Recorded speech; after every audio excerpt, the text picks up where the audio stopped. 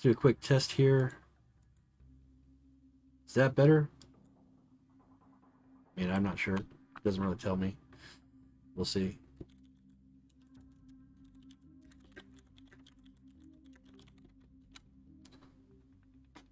Well, we'll see. Maybe. Also put on the monitor so I can maybe hear myself. Is that okay? Well, all right. I'll have to fix that in the future. So let's go back over what I just said, like wholeheartedly. Okay, that's embarrassing, but it's all good. We're talking about Mage of the Ascension. My One of my favorite world settings. I'm not going to say it's the best world setting out there, but it's what I like a lot. Um, One of the things that we have to consider about the setting is that it is set in the world of darkness, and the world of darkness is our world with a little extra grit, a little bit more blood, more horror, everything kind of amped up a little bit, or even a lot. Um, if you think that your politicians are scheming against you in the world of darkness, they're not only scheming against you, but they're working with demons from another world. Uh,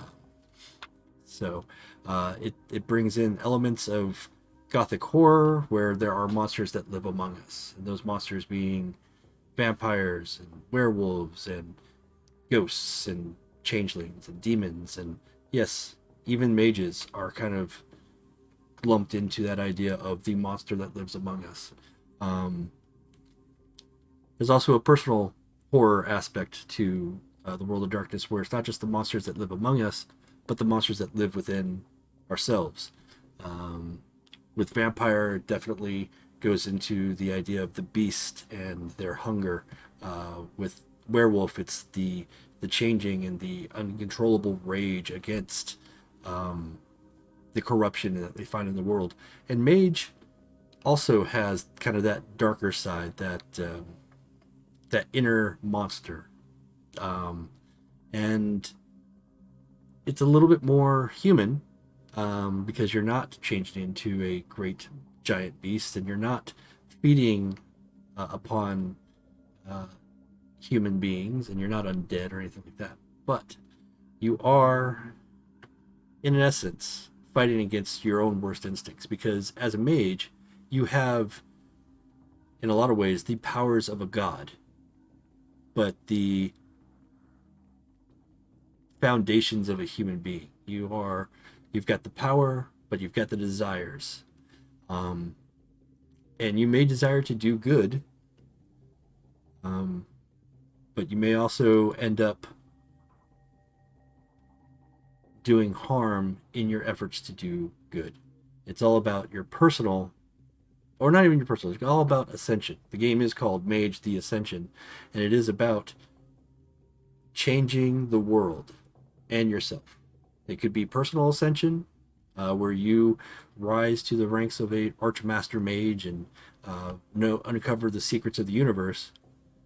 But do you share those secrets with the rest of the world? Do you use your power to further your own goals? And does that correspond with helping others? It may, but oftentimes we find that it doesn't. And that's kind of where you've got the duality of mages. They've got to balance this idea of personal freedom versus responsibility. Um, and sometimes that's also a decision between control and freedom of others. So in the universe, you've got your good guys and bad guys. That's fine. Everybody has their own moral line. But you also have those that are trying to do good and doing bad, in spite of it. Not to get too bogged down with those details, though, because the Chronicle, the characters themselves are not involved every day in the Ascension War. At least not yet. every mage more than likely will be touched by this. But the idea of the Ascension War, of the technocracy, the techno mages versus the mystic mages, that's kind of blended a bit. It's really hard to distinguish one side from the other in many cases. And we're going to talk a little bit about one of those characters. One of the things I want to go through today, one of the things I'm working on specifically for this campaign, are some story elements for one of our supporting cast players, Lucia, played by Sarah. Her character is an interesting blend, kind of a technomancer style character. So I want to kind of create some elements for her because we'll be doing a private session soon. Basically, that's going to be for background with the rest of the game. But it's things that I can talk about a little bit and not spoil things for the audience or for other players. So when I'm thinking about doing this chronicle, when I'm adding people to the game and we make characters, I sit down with each of the players and I go through a question and answer process. They usually come to the table with an idea of what they're looking at and who they want to play, because I usually give them a bit of a primer about the world that they're going to be playing in. But when we sit down, it's an interesting process because I've taken the character creation questions from the M20 book about, where did your character grow up, what sort of beliefs they have, who their best friends are, and how did they awaken, all these sort of basic questions. But I've also added in from another game, Cortex Prime. Cortex Prime has a creation system called Pathways. And when I saw that, kind of felt it out, it seemed really organic. It allowed players to feel out their characters. And if you're at a multiplayer session, if you're actually making multiple characters with multiple players at the same time, it really organically attaches those characters to one another. You'd use a virtual whiteboard and just kind of connect all these different elements together. And whether you're doing it solo with a single player or with a group, it really does kind of flesh out the ideas of the player, give story hooks for the narrator, and also answers a lot of questions that may not have been thought about, but when they are asked, it becomes this obvious aha moment oftentimes. So when I sat down with Sarah and helped kind of create Lucia, we did it in 2 stages. We did a kind of a personal session, kind of talking about what she wanted, and then a more group-oriented session with the other players in that particular chapter of the Chronicle. And we came up with some really interesting connections and ideas and played out the natural outcomes from that. So Lucia, as a character, she is relatively young. She's in her mid-20s. She has immigrated to the United States from Honduras. She's living in Seattle, and she has a deeply held, firm belief in angels. And she views these angels not through your typical religious point of view or perspective, but she is more technological. She believes that she has discovered the way to communicate with these otherworldly beings that she views as angels, and she wants to spread that to others. So one of the core concepts of the character was that of a bougie live streamer, that's pushing and talking about her ideas, but also is building technology in order to communicate with these angels. I found that really, really interesting, really kind of like that just that concept of trying to communicate with and prove the existence of angels with technology was a really good angle to come from, and great story hook, because so many things can go wrong with that in Mage. Um, if you don't have the right amount of magical talent, you could be opening yourself up to any type of spiritual attack. And if you don't have the protections against it, it will blow up in your face. And that's what I kind of did. We did a couple of sessions, and in that that chapter, and yeah, sure enough, she's live streaming this magical event of trying to communicate with an otherworldly being, with this angel, and that takes a lot of magic and a lot of vulgar magic. And in Mage, that's an important thing. If it's vulgar, it can, cause some huge, huge paradox issues. Um, and since she was live streaming it, it was being witnessed by a lot of sleepers. Um, and when you have sleeper witnesses, paradox is even worse. And this created an entity. This, I don't know, we'll leave it open to interpretation, because that's so much of what Mage is that I could tell you the mechanics of what I'm thinking and what it is on screen, or for her, but I think it's more interesting if I don't. Needless to say, an entity did respond and was, as far as interpretations can go, an angel. And this angel did not like being probed or questioned, or even considered that the person summoning them to be worthy of their attention, and decided to manifest and then try to destroy the one who had summoned them. Story wise, it was great because that led to somebody coming to her rescue, and all the wonderful bits of storytelling and character moments that can happen when such a disaster happens. Subsequently, waking up in the hospital and being, fairly injured, and then approached by somebody who was, quote unquote, a fan.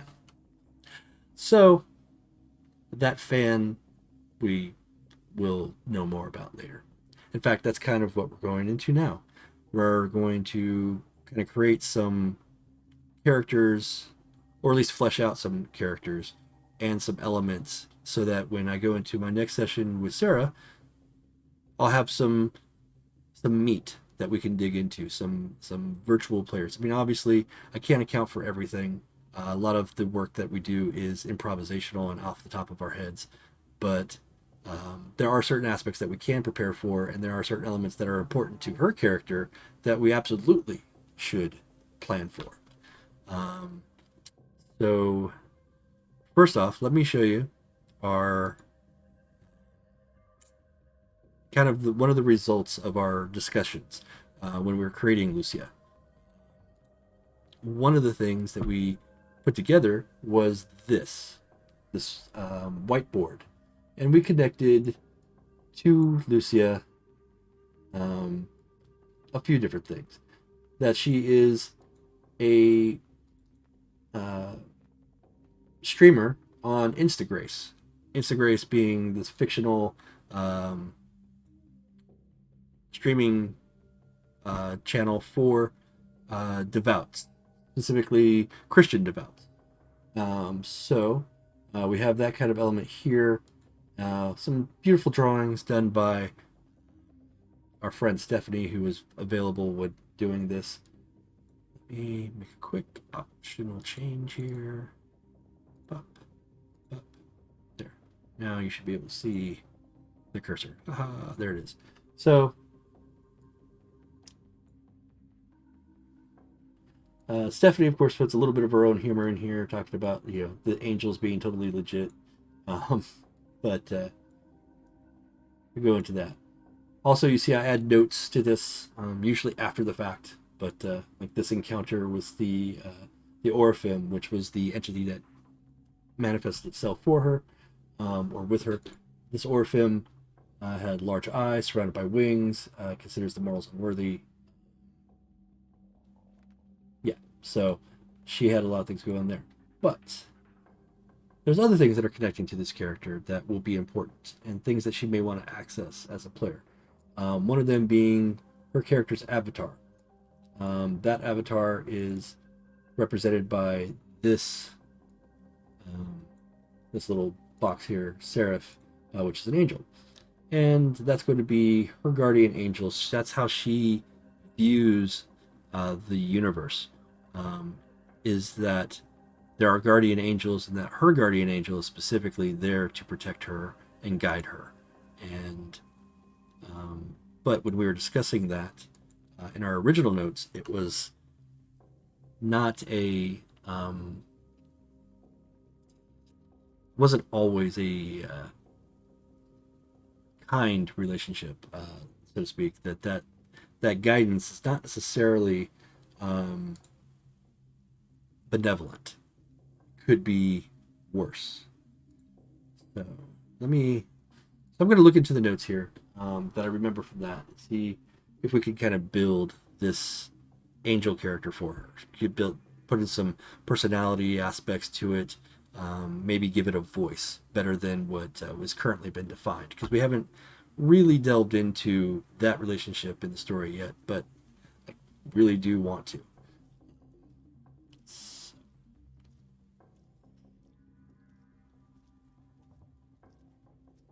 I believe the actual quote was,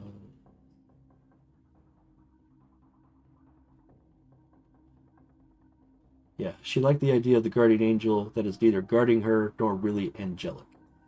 Um, yes. So let us kind of type in some.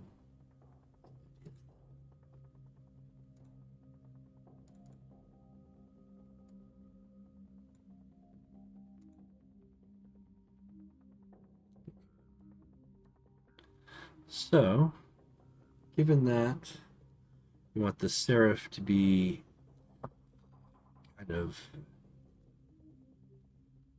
a aspect of her avatar, something that I want to have access to while playing the game with them, that's going to be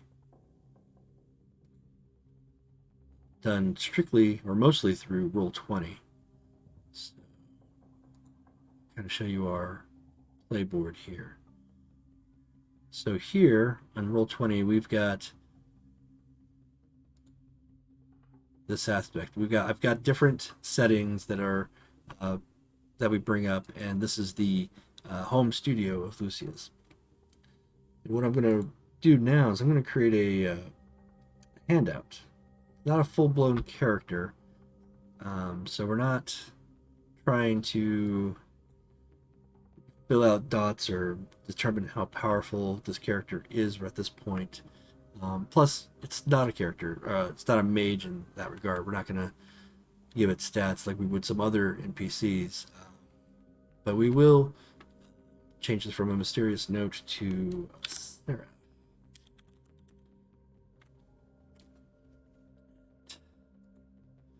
We're going to also connect it to her journal, because it's going to be something that she can see, something that she could possibly play around with. I don't have a picture yet, but I'm sure we'll find some sort of element that will fit this avatar. We'll start adding some ideas and notes and kind of give this in here.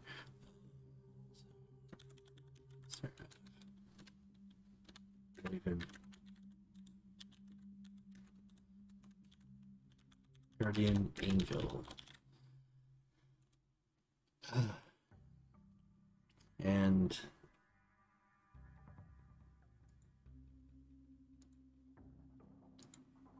will throw in some notes here.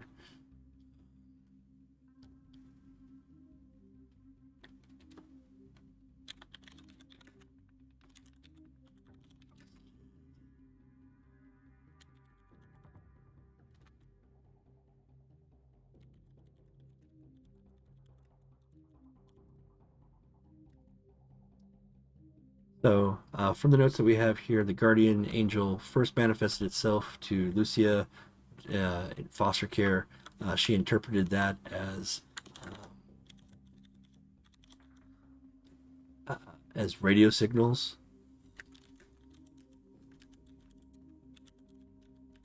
It's kind of coming through a radio that she had kept with her from Honduras. So it had some family and significance to her, and the in in this moment of desperation, she was seeking guidance, and that's when she heard the voice through the radio. Um,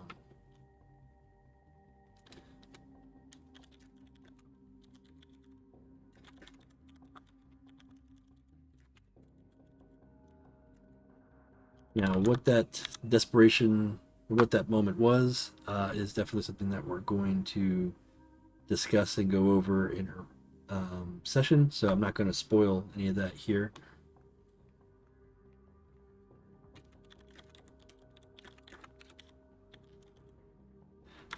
And we can give a kind of a basic idea of that.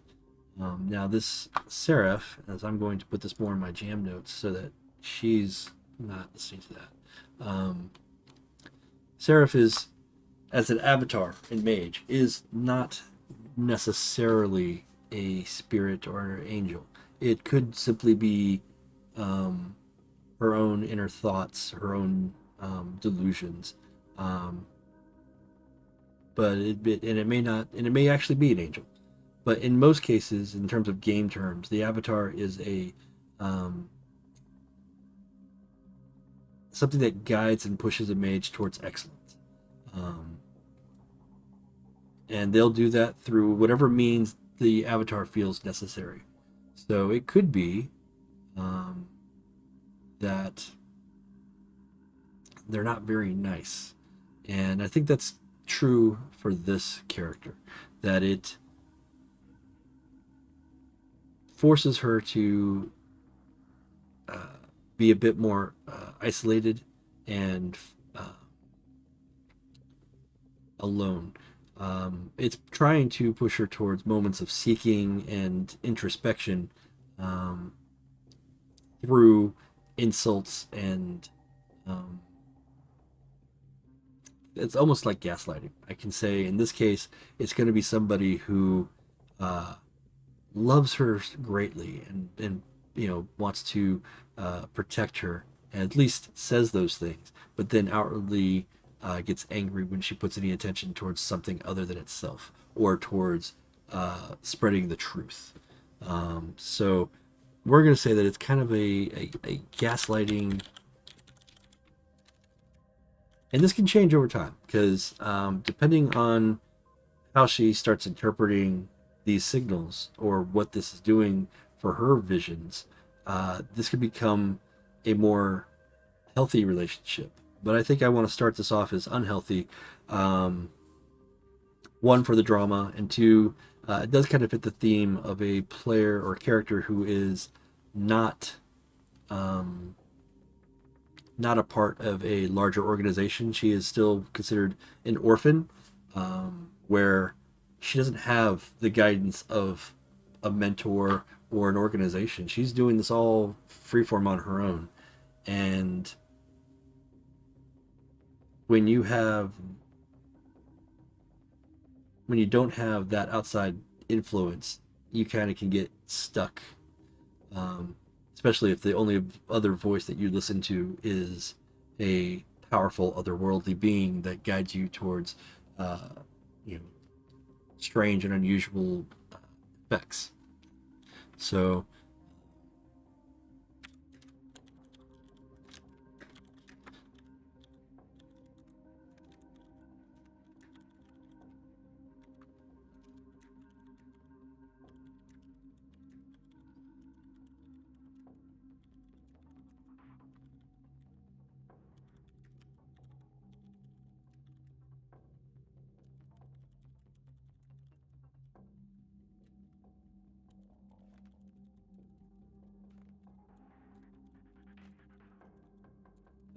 all day.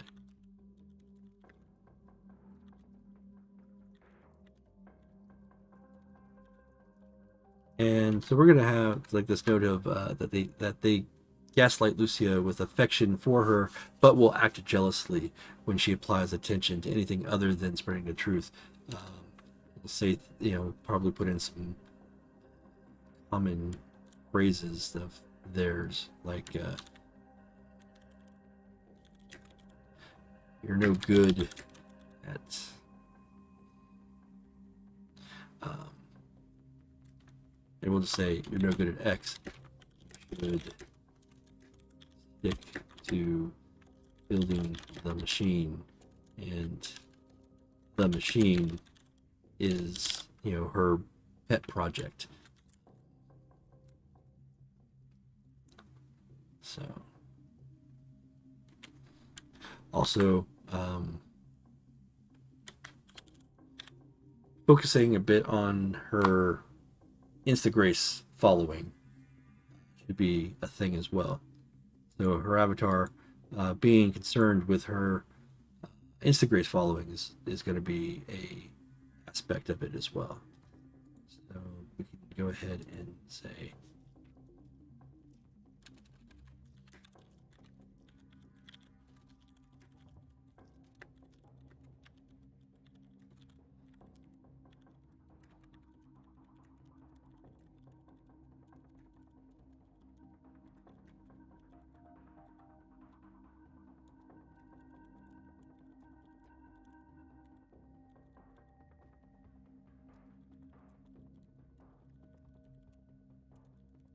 this is particularly triggering and um, frightening for others. But like one of the things that I think this avatar, this angel, has said is like, they can't believe that you've lost another follower. That's another soul that's going to hell because she hasn't been able to keep them within the flock. Um, Also, what is the truth? The truth. Um,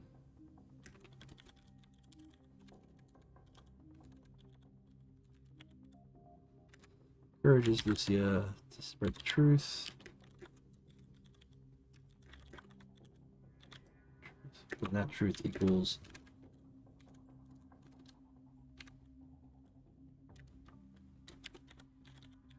angels are, yes,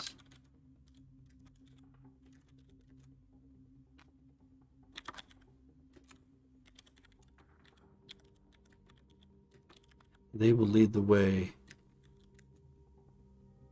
to godliness.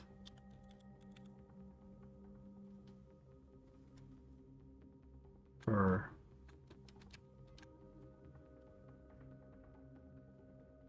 yes, let's just say God. That the angels are among us and they will lead the way to God. All you need to do is listen.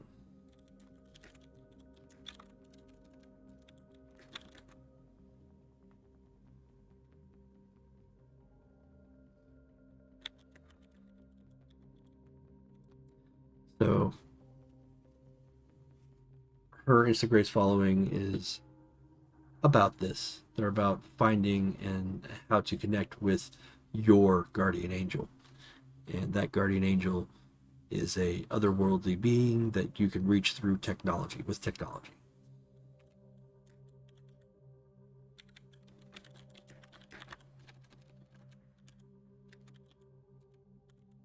And that she specifically has the key to doing this, how to build the machine that will do that.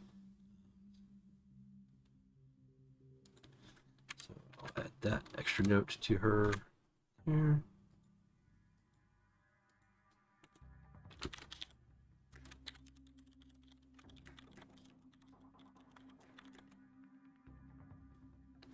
And we'll write down that the machine is the gateway to finding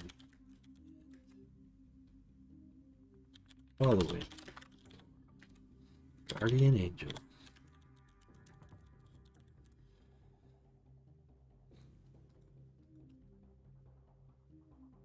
And that definitely gives me some things to work with, and other things will be improv in the moment. But that that starts the process there. Okay, so as you can see, here we are. We've got a bit of Lucia's character formed now. And I'm going to make that a handout in Roll20. That's something that she'll be able to access and something that I'll see when I'm working on it. I'm going to probably put that... for now, I'll just leave it in the notes because it's not that important. So another important aspect to Lucia's character is that she has... We'll bring up the next idea here. Going back to the whiteboard.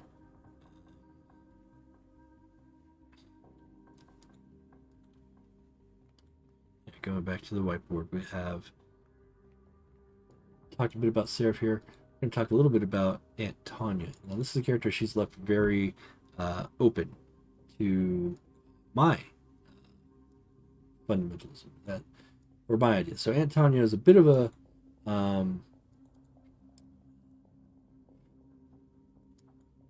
we have it written down that Lucia is a protege of, or Lucia is a protege of Aunt Tanya's, but we didn't really get into too much about who Aunt Tanya was. Let me again approach my notes and see if I can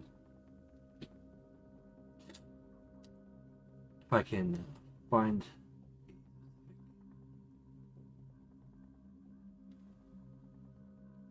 mention of Tanya.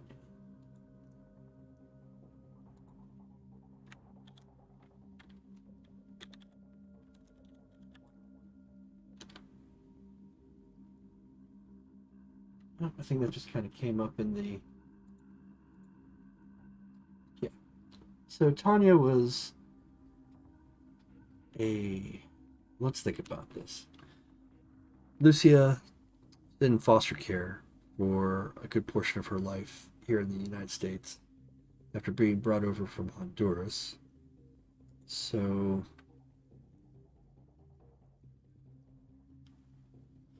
through most of her early teens, prior to her awakening,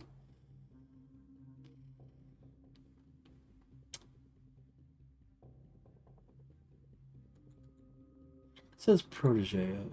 Let's take a look. He doesn't have... When she built the character, we didn't give her any...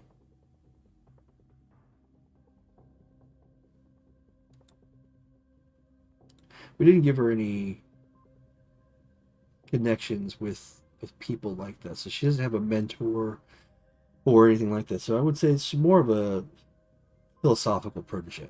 So this is going to be probably somebody that she connected with in foster care, that she views as close to family as possible. May even be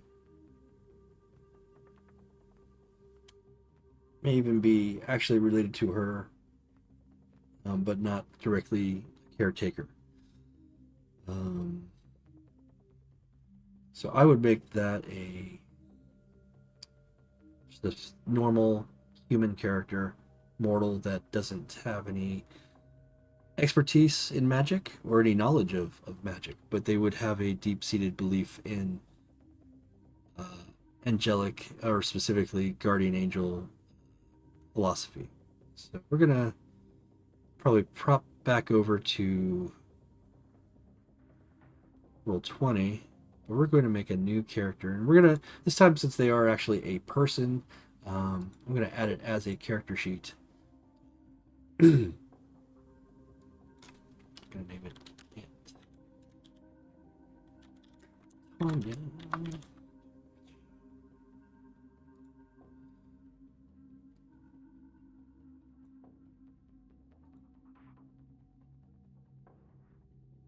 I like to start with the character sheet with NPCs, because sometimes we can get lost in like these little details, but if we can actually build them in the game system, then we can kind of force our way into a character that we may not have a better idea for.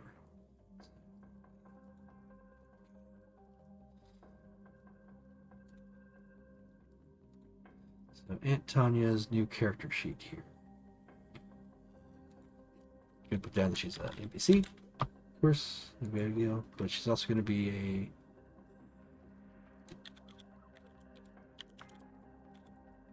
religious. I don't know what's a good term. Religious influencer. And she doesn't have an essence or nature because she's not exceptional. She's not a mage. She's probably be pretty average there, but she's gonna have some charisma. She's gonna be something like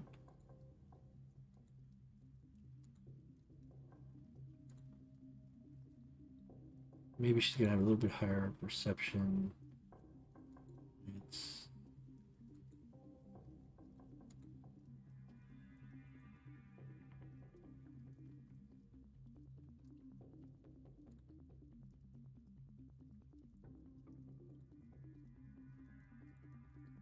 all right. There we go.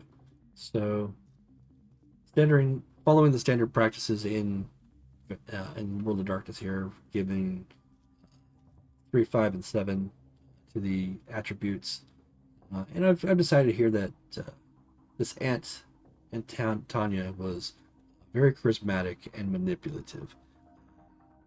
That she very often had her own flock of followers and definitely influenced many others under her. She has a deep seated belief in God and that God will protect her through his angels. And that's where Lucia kind of picked up a lot of these early ideas. So it makes sense that this character would be very charismatic and alluring, but also able to convince others of their ideas. And that's where the manipulation trait goes to. So her abilities and talents and knowledges. This woman is not a mage by any stretch of the imagination, so she's not going to have a whole lot in the knowledges in terms of cosmology or enigmas or esoterica, or even the occult. Though, I'll give her with angelic. You know what? Let's go ahead. Yeah, we'll go ahead and give her like 3 dots occult because that's actually even further. We'll go 4 dots, and we'll give her a specialty in angelic lore because that's really where she's going to be. She's done her research. She's looked into everything. She's read every report that's about God and his angels. She's read the Bible multiple times, but also the apocryphal texts. And see, she probably has a little bit politics. She can work her way around political situations with others. She probably has not a whole lot of skills beyond research. So go ahead and give her some research there. But this is an NPC. We're not going to find them like fighting side by side. Now she might have a degree of awareness. This is a trait that talks about like the peripheral, seeing things that are not there, that are kind of on the sides of your vision. And a lot of people in the world of darkness will have that extra sense that something's there, like there's a ghost or a spirit or some sort of energy in the room. And in the world of darkness, that type of awareness is legit. So we'll say that she probably has a degree of that that leads her to the things that she believes, but isn't necessarily fully aware of, like an actual mage would be. We'll give her some degrees of intimidation, empathy, because that's how you connect with people. And some expression. She's definitely conveying her ideas to others.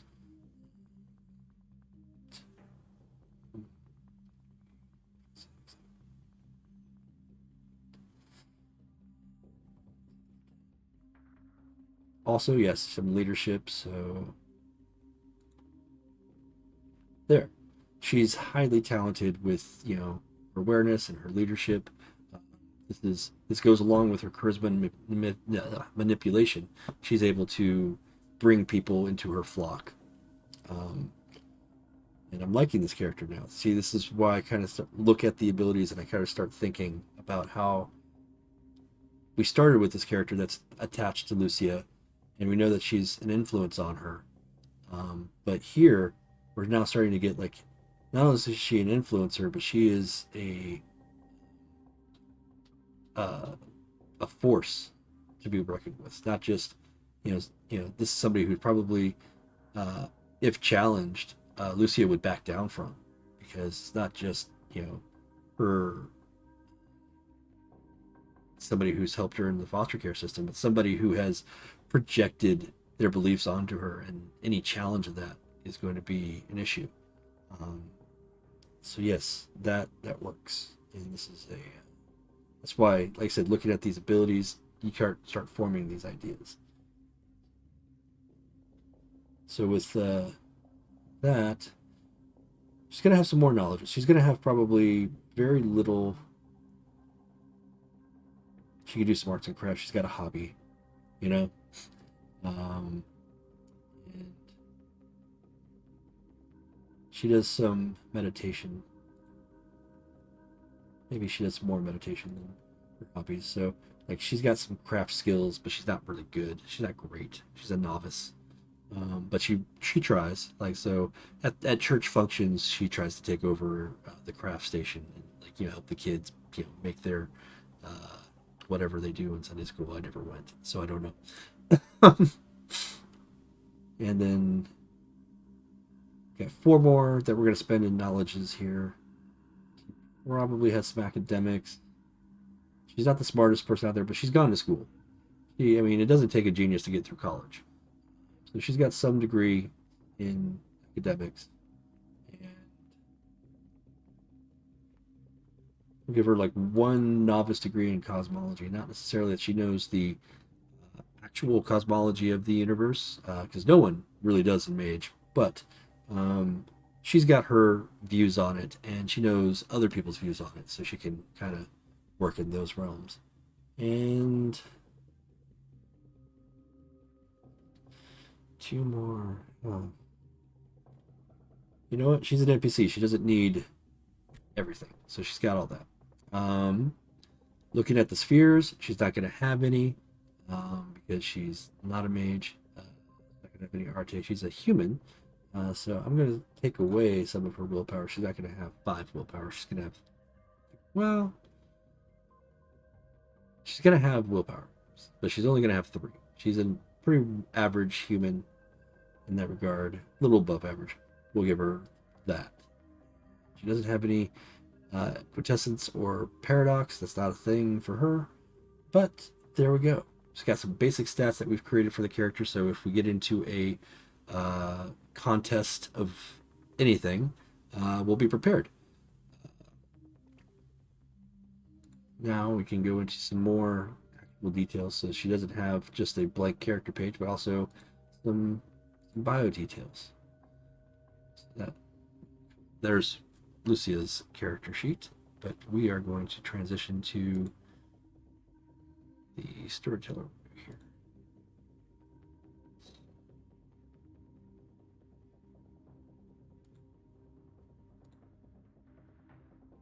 There we go. So here, I wonder, can you even see that? Probably can't. Oh, yes, you can. Good. So we've got now the details that I can look into and write into the game for this character. So we'll go ahead. We'll put this as a character that. No, you know what? I'm not even going to do that because I don't necessarily need my players looking at the stats of their friends and enemies. That's not a thing. That's not important. But we can find a picture, so at some point I'll probably upload a picture of her. I'm not going to go through and search for that yet, but we will write down some info here. So let's see. She's somebody who's been a big influence on Lucia's worldview as her aunt, quote unquote. So yeah, I've got it. So Aunt Tanya was the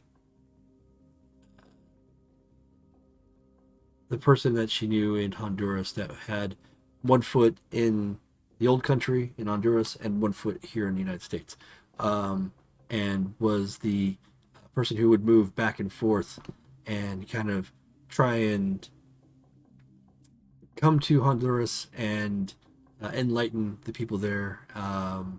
Probably a lot of missionary work. So Antonio was a missionary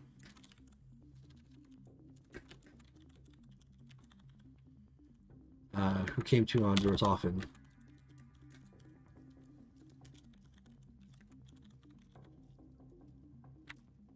She formed a relationship with Lucia's family.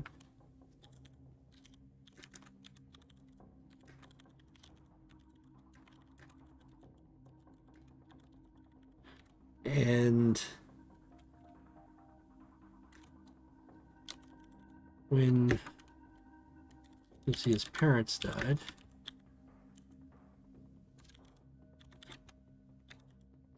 and Lucia was very young at this time, she helped us sponsor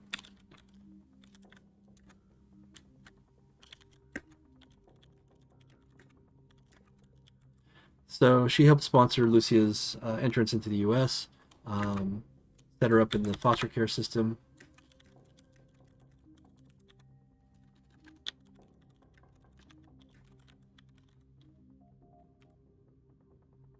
And she checked in very often.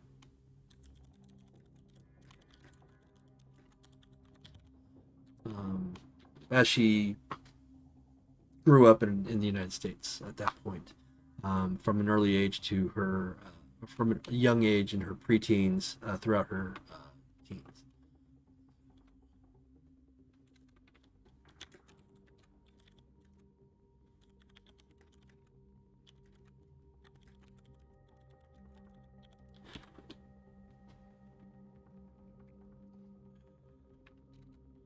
We're also going to say that Antonia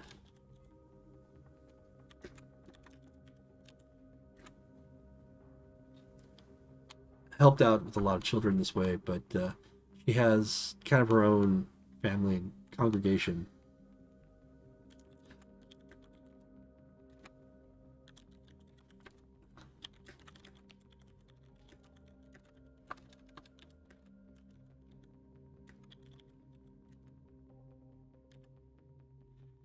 Keeps a measured distance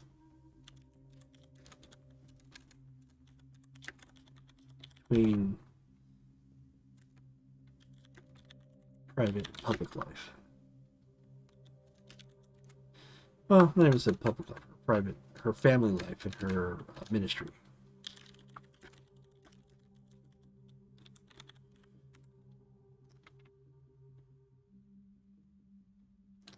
And this basically kind of lays the groundwork for a almost a repeating pattern for Lucia, where there is somebody who is influential, who has her interests in mind, but doesn't specifically like it's not that beneficial to them. Um, so like her, almost like her guardian angel, Tanya wants the best for her, but isn't actually making some of the best decisions for her. I suppose some of it is motivated by selfishness. Her family, her ministry. She's doing good in the world, and she's telling people about these angels and keeping them in their minds. But she's probably not as close to Tanya as Tanya thinks she is. Like I said, heavily influential on Tanya. Tanya or on Lucia. Lucia probably not the forefront of her everyday thinking. So she's definitely kind of a, let's see, disengaged.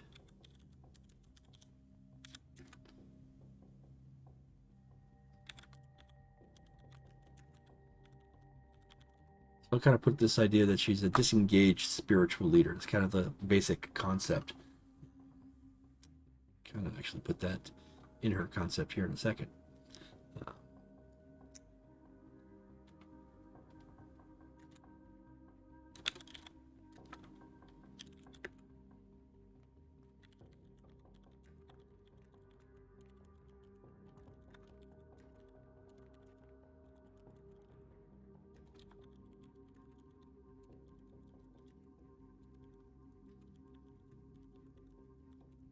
And yeah, she's got limited time for Lucia, but as Lucia has grown, Tanya has become more distant.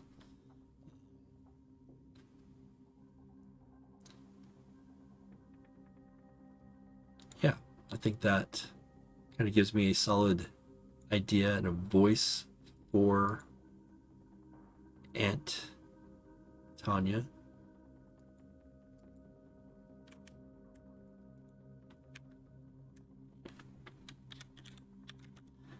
And we'll go over a little bit of that information with Lucia when we play with her next. All right.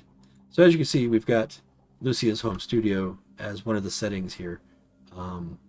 For the city of Seattle, we've got a couple of different key settings. And one of the settings is a coffee shop known as the Liquid Haze. And the Liquid Haze, as you can see, is a very comfortable place. Some soft colors and some soft lighting. And there is the proprietor of the Liquid Haze is known as Amnesia. Amnesia is kind of your bartender, the person that you talk to when you're in trouble or you just need somebody to speak with. And a lot of mages will frequent the Liquid Haze because it acts as an accessible node. The local chantry, the big chantry for Seattle, has designated as a neutral ground, and they work with Amnesia to keep it safe and secure. So this is the token that we have for Amnesia here. And the players that come across her, the characters, she will, greet them. And one of the entrances, one of the ways that you signify that you're there for majorly replenishment, because in the world in Mage there are nodes, and these nodes provide tasks, and tasks is kind of your physical embodiment of mana or quintessence. So at a node, when you consume tasks, it replenishes your magical energies. That's a very base way of putting it, but that's essentially what a lot of mages are doing when they get there. And the way that Amnesia figures out how to give out that task, those specific forms of quintessence, she will ask a riddle, and if she gets, and the response from the mage will help her figure out what type of drink to give them. So when we were creating Lucia and some of these other characters, one of the elements that we created was the Liquid Haze here, and Amnesia was a character that runs it. And I haven't made that character yet, so we'll not do that today. We'll probably do that in another private session here. I'll figure that out. But we do have this indicator of what their drink is. So for Lucia, when she goes to the Liquid Haze, she orders a double soy latte with raw sugar. That is her drink of choice. And I'm going to add that to Lucia's notes because the player may not necessarily remember that. Um, Heck, I don't remember that. I have to look it up. So I'm going to probably, here we go. In the notes for Mage on her character sheet, I'm just going to add in favorite drink from the Liquid Haze. Or, yeah.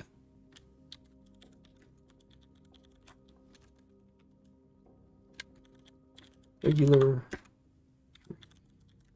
Oops. From the Liquid Haze.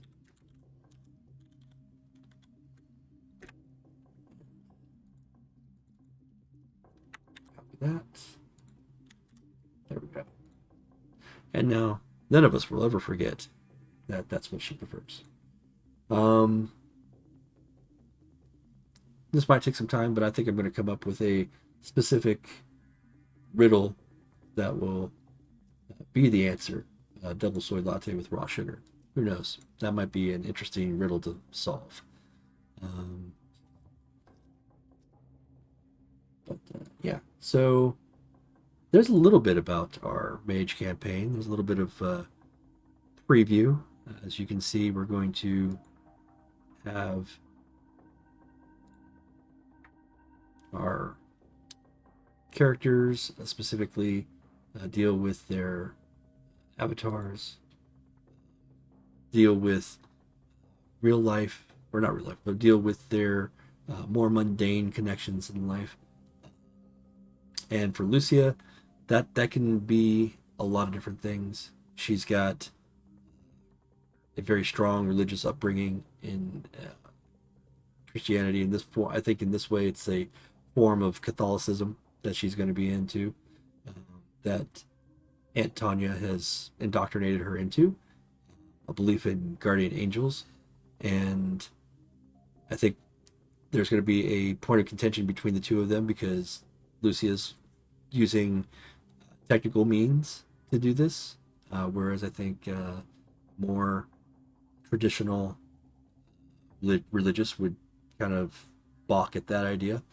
But she's also, because she's pursuing this technological form of dimensional science, she could be approached by members of the technocracy. She could be approached by members of the Sons of Ether. Um, she could be approached by the Celestial Choir.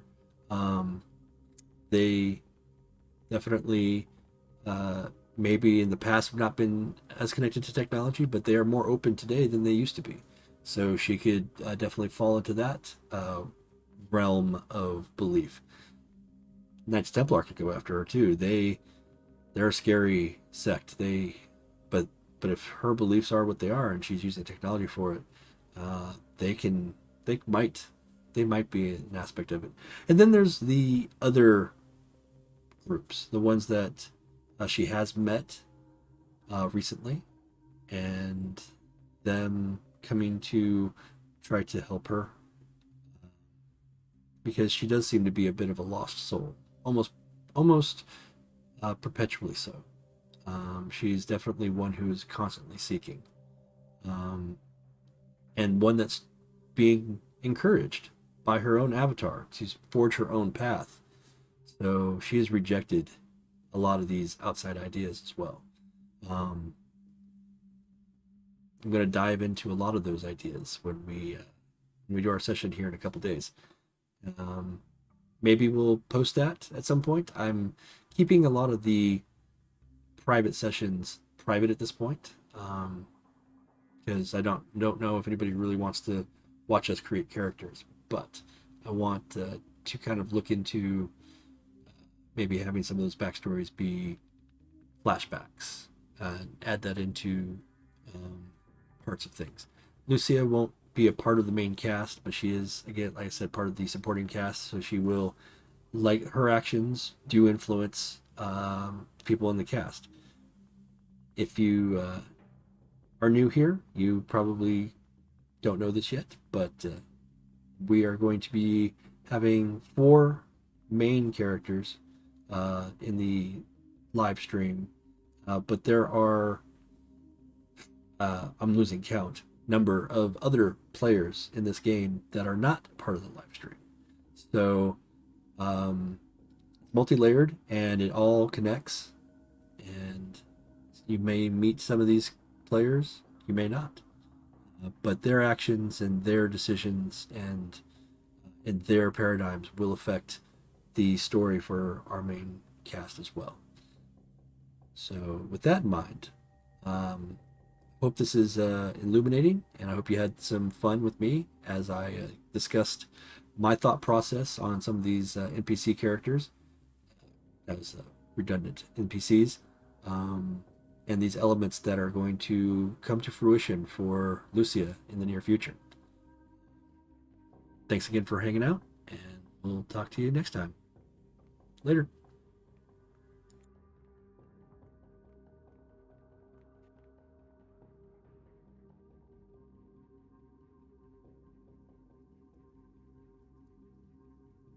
Oh no, I screwed it up. I have to fix it again. Oh no. Why do I do this to myself?